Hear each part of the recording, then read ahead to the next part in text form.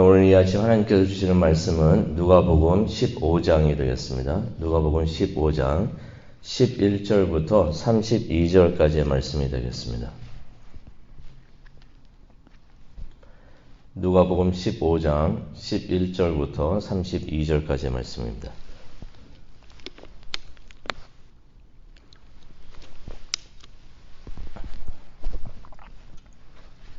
네, 찾으셨으면 우리 다 함께 읽도록 하겠습니다. 또 이르시되 어떤 사람에게 두 아들이 있는데 그 둘째가 아버지에게 말하되 아버지여 재산 중에서 내게 돌아올 분깃을 내게 주소서 하는지라. 아버지가 그 살림을 각각 나누어 주었더니 그 며칠이 안 되어 둘째 아들이 재물을 다 모아가지고 먼 나라에서 거기서 허랑방탕하여 그 재산을 낭비하더니 다 없앤 후 그 나라에 크게 흉년이 들어 그가 비로소 궁핍한지라. 가서 그 나라 백성 중 한 사람에게 붙여 사니 그가 그들로 보내어 돼지를 치게 하였는데 그가 돼지 먹는 쥐염 열매를 배를 채우고자 하되 주는 자가 없는지라. 이에 스스로 돌이켜 이르되 내 아버지에게는 양식이 풍족한 품꾼이 얼마나 많은가. 나는 여기서 주려 죽는구나. 내가 일어나 아버지께 가서 이르기를 아버지여 내가 하늘과 아버지께 죄를 지었사오니 지금부터는 아버지의 아들이라 일컬음을 감당하지 못하겠나이다. 나를 품꾼의 하나로 보소서 하리라 하고 이에 일어나서 아버지께로 돌아가니라. 아직도 거리가 먼데 아버지가 그를 보고 치근히 여겨 달려가 목을 안고 입을 맞추니 아들이 이르되 아버지 내가 하늘과 아버지께 죄를 지었사오니 지금부터는 아버지의 아들이라 일컬음을 감당하지 못하겠나이다 하나. 아버지는 종들에게 이르되 제일 좋은 옷을 내어다가 입히고 손에 가락지를 끼우고 발에 신을 신기라. 그리고 살진 송아지를 끌어다가 잡으라. 우리가 먹고 즐기자. 이 내 아들은 죽었다가 다시 살아났으며 내가 잃었다가 다시 얻었노라 하니 그들이 즐거워하더라. 맏아들은 밭에 있다가 돌아와 집에 가까이 왔을 때에 풍악과 춤추는 소리를 듣고 한 종을 불러 이 무슨 일인가 물은데 대답하되 당신의 동생이 돌아왔음에 당신의 아버지가 건강한 그를 다시 맞아들이게 됨으로 인하여 살진 송아지를 잡았나이다 하니 그가 노하여 들어가고자 하지 아니하거늘 아버지가 나와서 고난데 아버지께 대답하여 이르되 내가 여러 해 아버지를 섬겨 명을 어김이 없거늘 내게는 염소 새끼라도 주어 나와 내 벗으로 즐기게 하신 일이 없더니 아버지의 살림을 창녀들과 함께 삼켜버린 이 아들이 돌아오매 이를 위하여 살진 송아지를 잡으셨나이다. 아버지가 이르되 너는 항상 나와 함께 있으니 내 것이 다 내 것이로되 내 동생은 죽었다가 살아났으며 내가 잃었다가 얻었기로 우리가 즐거워하고 기뻐하는 것이 마땅하다 하니라. 아멘. 하나님, 오늘 이 말씀을 통하여 하나님의 음성을 듣기를 원합니다. 하나님께서 직접 오셔서 말씀을 전하여 주시옵소서. 감사합니다. 예수님의 이름으로 기도합니다. 아멘. 네, 오늘은 누가복음 15장 11절에서 32절까지의 말씀이 되는데요. 잃어버린 영혼 비유, 예수님께서 들려주신 잃어버린 영혼 비유 그 세 번째 이야기가 되겠습니다. 어제에 이어서 세 번째 이야기가 되는데요. 이 이야기는 우리가 너무나 잘 알고 있는 돌아온 탕자, 우리가 돌아온 탕자라고 부르면서 알고 있는 그 돌아온 탕자 이야기가 되겠습니다. 근데 이 돌아온 탕자 이야기를 우리가 가만히 보면요. 창세기부터 요한계시록의 말씀을 다 보는 것 같습니다. 세상이 어떻게 하나님의 곁을 떠났는지, 또한 그들을 향한 하나님의 사랑을 또 말씀을 통해서 보여주고 있고요. 하지만 이런 상황을 못마땅히 바라보는 사람들의 또 그러한 이야기가 기록이 되어 있습니다. 그러니 창세기부터 나오는 불순종, 죄, 구원, 용서, 또 복음을 받아들이는 사람들, 또 복음을 받아들이지 못하는 사람들의 이야기가 이 돌아온 탕자 이야기에 다 들어있는 것입니다.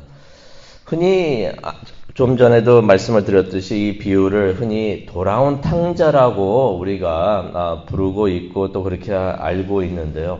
돌아온 탕자 하니까 주인공이 탕자인 것 같습니다. 그런데 어떻게 이 내용을 보게 되면은 아버지가 주인공이 아닌가 이렇게 생각을 합니다. 아버지의 사랑에 대한 이야기라고 우리가 볼 수가 있는데요.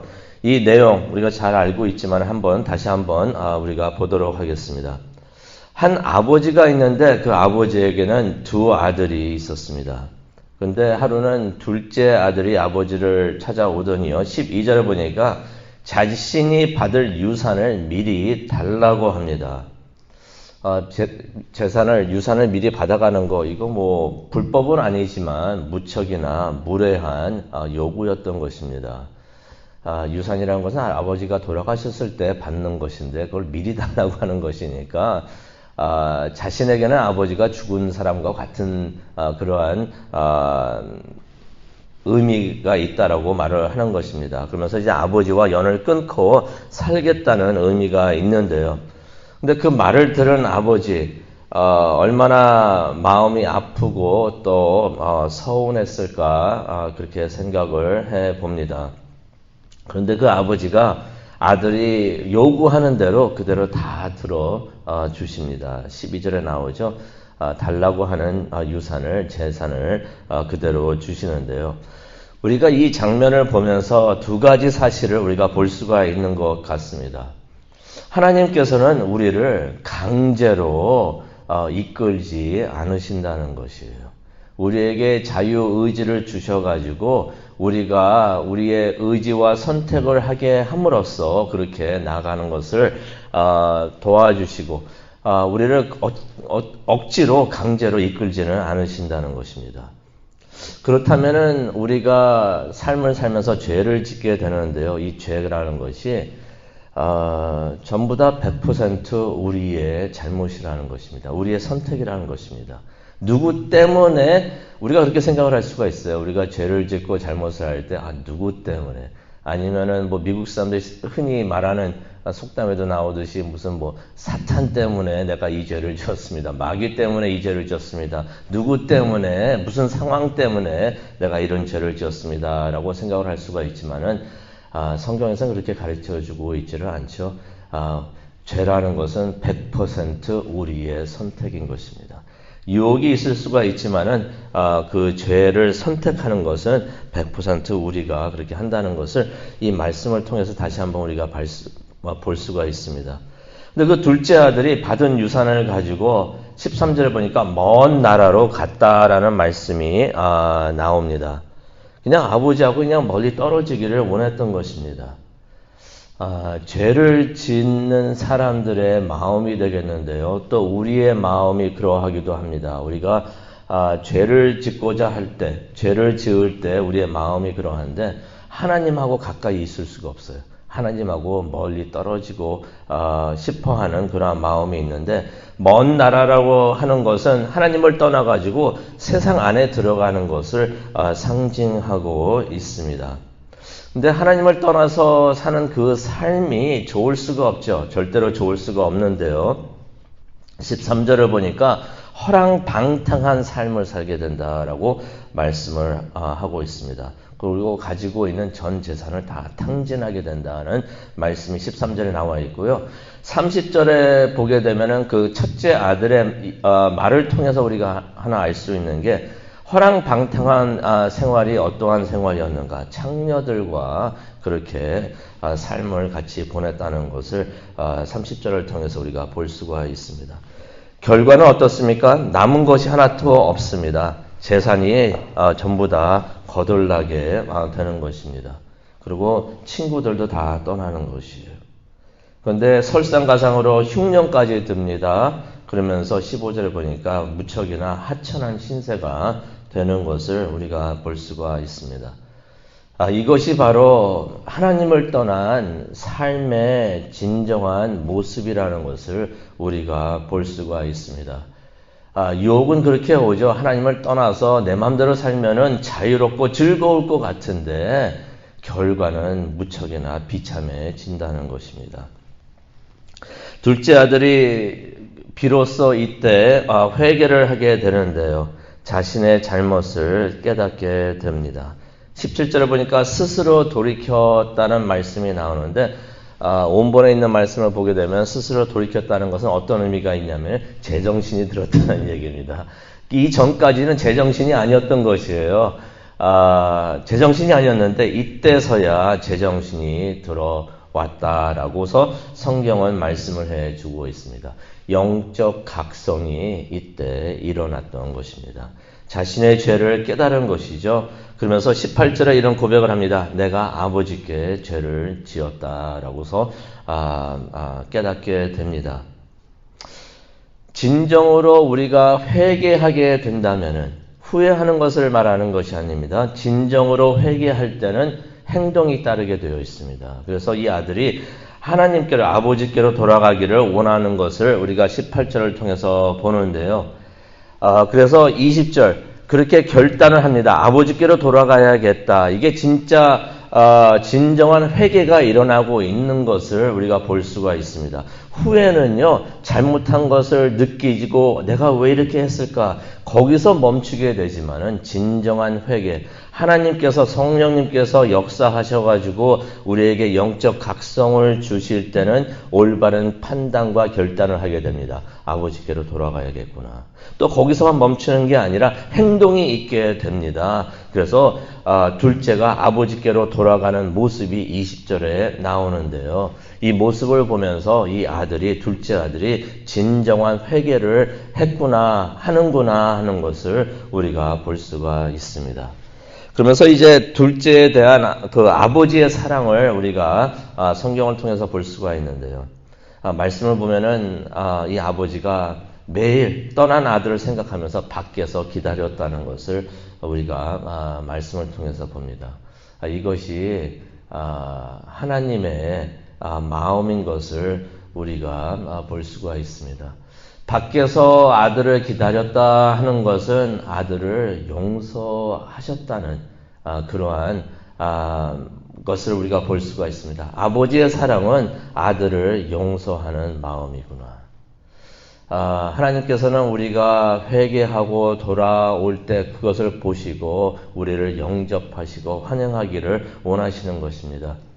우리가 회개할 때 잘못했다고 인정을 하고 하나님 앞에 나올 때 우리를 용서하시는 그러한 모습, 그러한 사랑을 우리가 체험할 수가 있습니다. 또 20절에 보니까 아버지가 멀리서 아들을 보고 달려가가지고 안고서 입을 막 맞춥니다. 여기서 또 아버지의 사랑을 볼 수가 있는데요. 아버지의 사랑은 첫 번째 용서하는 마음이었고 두 번째 아들을 불쌍히 여기는 마음이구나 우리가 알 수가 있습니다. 또 22절을 보니까 둘째에게 좋은 옷을 입히고 반지와 새 신을 신게 해 주십니다. 아버지의 사랑은 어떠한 사랑인가? 아낌없이 좋은 것으로 복을 주고 싶어 하는 하나님의 마음이 바로 그러한 하나님의 사랑인 것을 우리가 볼 수가 있습니다. 또 23절과 24절을 보니까 기뻐하시면서 큰 잔치를 열었다라는 말씀이 나오는데 그것이 바로 아버지의 사랑이 아닌가 생각을 해봅니다. 돌아온 아들을 기쁘게 맞이했다는 것입니다. 맞이하더라도 조금이라도 응어리가 있을 수가 있죠. 조금이라도 마음에 안 좋은 생각을 가질 수가 있습니다. 돌아와서 내가 너를 영접해주고 잘 해주겠지만은 너 그때 너 잘못했었어 라고 하면서 지적하면서 그것을 어떻게라도 알리고 넘어가고 싶은 마음이 있을 텐데 이 아버지는 절대로 그렇지 않았어요. 아들이 돌아오니까 그저 기뻐하십니다. 기뻐하시면서 큰 잔치를 여시는데 조그마한 응어리도 없이 완전히 아들을 용서하셨다는 그러한 모습을 우리가 볼 수가 있어요. 우리가 잘 아는 돌아온 탕자의 이야기지만 다시 한번 우리가 이 말씀을 묵상하면서 아버지의 사랑, 하나님의 사랑을 우리가 다시 한번 볼 수가 있습니다. 그런데 이 이야기가 여기서 멈추지가 않죠. 큰 아들의 이야기가 이제 나옵니다. 집을 나갔던 동생이 돌아오고 아버지가 큰 잔치를 열었다고 하는 그 소식을 들은 다음에 같이 기뻐했어야죠. 동생이 돌아왔는데 같이 기뻐해야 되는데 이 큰아들은 무척이나 못마땅해 합니다. 못마땅해 하고서 그 동생을 신뢰를 하지를 않죠. 내가 어떻게 쟤를 믿을 수가 있어. 못마땅해 하면서 28절에 보니까 크게 분노했다는 말씀이 나옵니다. 얼마나 화가 났으면은 잔치를 벌이면서 집에서 지금 크게 기뻐하고 모든 사람이 기뻐하고 있는데 집에 들어가지를 않습니다. 들어가지 않고 밖에 그냥 있었다라는 말씀이 28절에 나옵니다.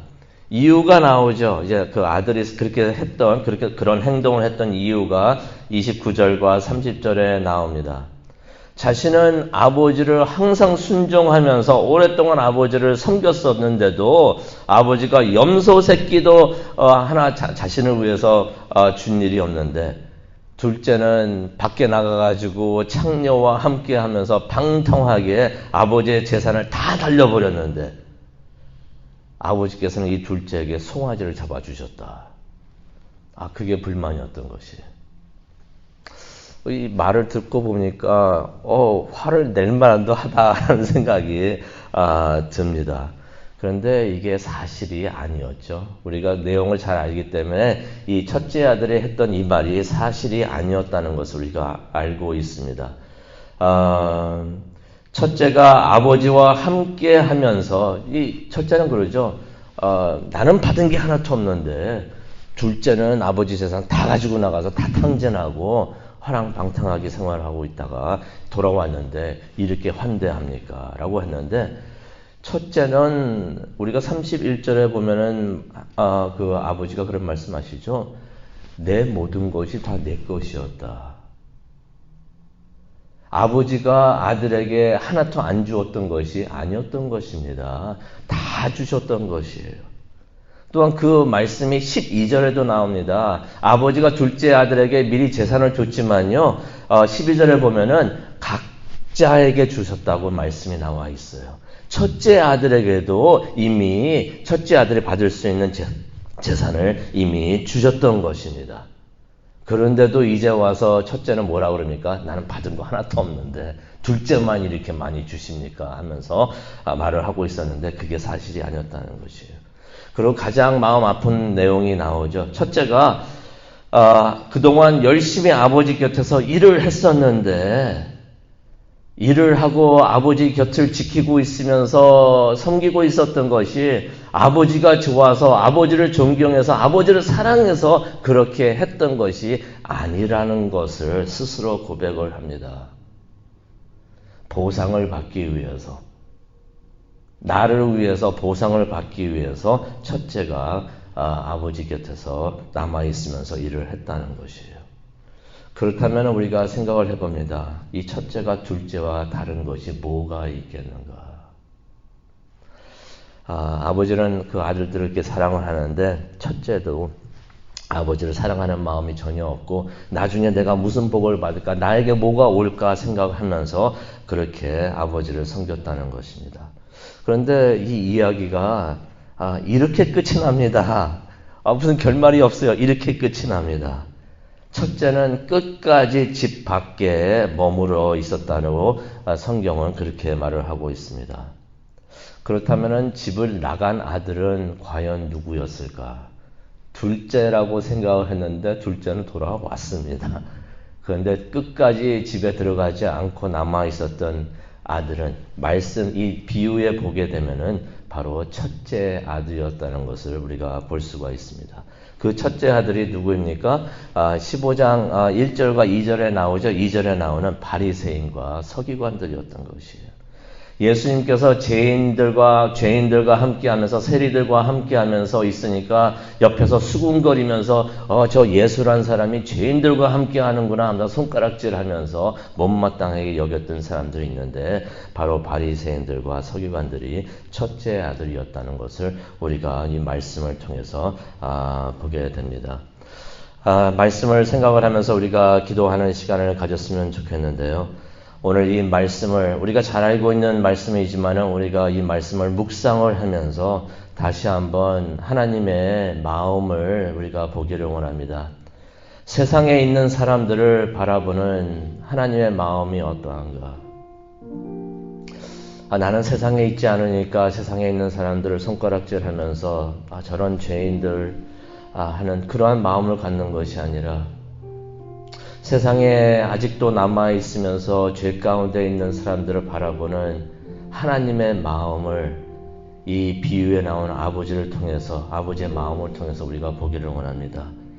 우리도 그러한 아버지의 마음을 가지고 하나님의 사랑으로서 세상에 있는 사람들을 바라보고 또 그들에게 다가가고 그들에게 복음을 전할 수 있는 우리 모두가 되기를 원합니다. 그것을 위해서 기도하는 이 시간 되기를 원합니다. 하나님의 마음을 볼 수 있게 하여 주시옵소서. 하나님의 마음을 닮아갈 수 있도록 하여 주시옵소서. 그것을 위해서 기도하는 이 시간 될 수 있도록 하나님 인도하여 주옵소서라는 기도 우리 모두 다 하도록 하겠습니다. 사랑과 충만하신 하나님 아버지 감사합니다. 돌아온 탕자의 이야기를 통해서 다시 한번 하나님의 마음을 우리가 보기를 원합니다. 하나님의 사랑을, 우리를 향한 하나님의 사랑, 세상을 향한 하나님의 사랑을 우리가 다시 한번 보기를 원합니다. 그 마음을 보고 사랑을 배워서 그대로 우리가 세상에 나가서 하나님의 사랑을 전할 수 있는 우리 모두가 될 수 있도록 하나님 은혜 내려 주시옵소서. 하나님께서 함께 하심을 저희들 간절히 기다리고 기도합니다.